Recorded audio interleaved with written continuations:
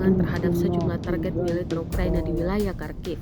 Rekaman dampak serangan tersebut diunggah ke Telegram Kamis 5 Juni 2025, memperlihatkan ledakan dan kebakaran besar di beberapa lokasi. Menurut laporan dari sumber daya militer Ukraina, 2 fasilitas industri yang diduga terkait dengan aktivitas pertahanan mengalami kebakaran hebat akibat hantaman langsung. Selain itu, beberapa gudang logistik yang berada di area tersebut juga dilaporkan terkena dampak serangan dengan api menyebar luas ke bagian penyimpanan. Rekamannya pun menuai berbagai komentar dari warganet.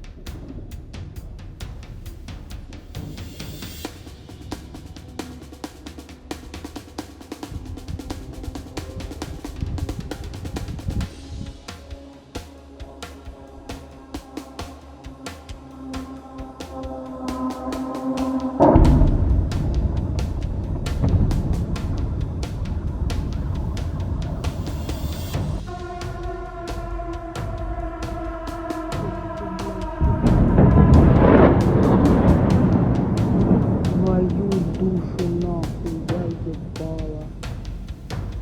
Что это, блядь, было вообще за нахуй?